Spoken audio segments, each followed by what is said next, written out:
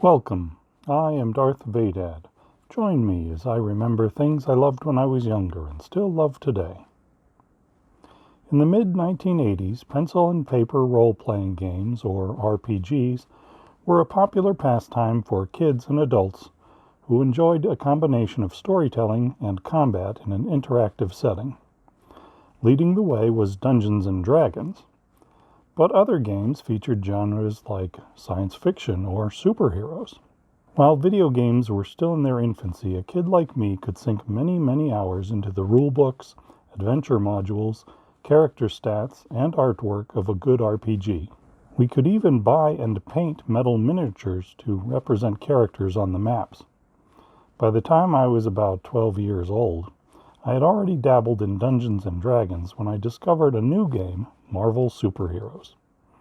Published by TSR, the same company that made D&D, Marvel Superheroes started with a basic set in a bright yellow box.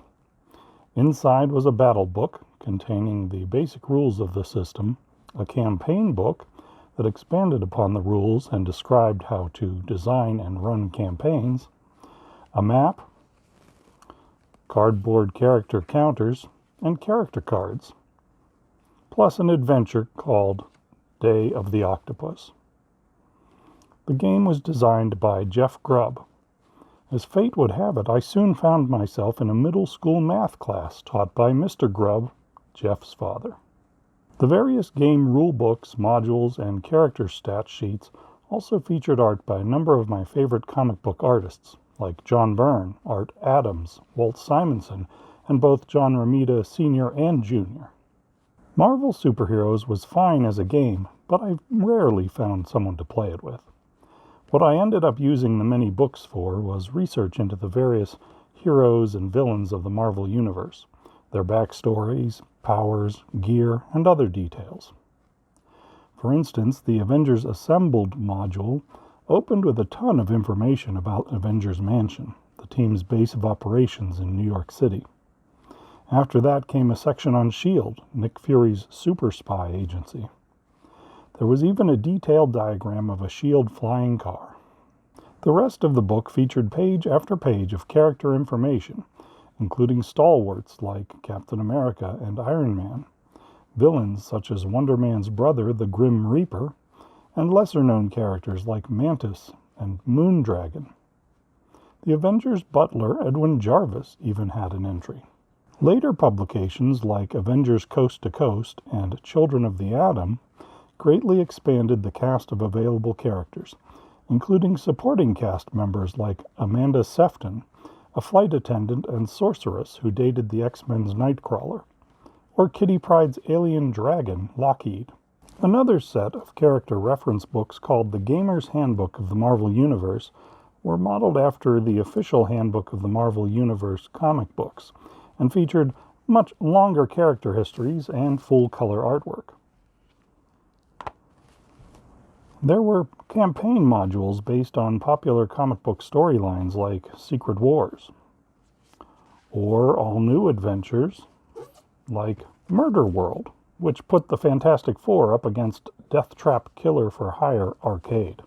The Weapons Locker accessory book gave stats and background on not just all of Iron Man's armors, but other armored characters. I probably never would have heard about the Man-Elephant armor without this book, since I never read 1981's The Savage She-Hulk number 17. Talk about a deep cut. What was almost as valuable as the seemingly endless pages of character stats was the game's system for creating new heroes. Introduced in the basic set, character creation was a combination of creativity and random rolls of the dice. The advanced set expanded upon the basics, and then came the Realms of Magic book and the Ultimate Powers book, giving character creators much more information about powers and abilities to sink our teeth into. There were even blank white heroic figure cards players with more artistic ability than me could photocopy and draw over. The advanced set also had 3-sided paper character pieces you could use on the maps, though mine were flattened in storage a long time ago. I stopped buying game books before TSR lost the Marvel license, but they kept making materials for the game until the early 1990s. Superhero games have been hit or miss in both tabletop and video game formats ever since, but I'll always have a soft spot for Marvel superheroes. If you enjoyed this trip down memory lane, tap the like button and subscribe for more Darth Vadad videos, or consider joining my Patreon page at www.patreon.com/DarthVadad. Thanks for watching, and have a great day.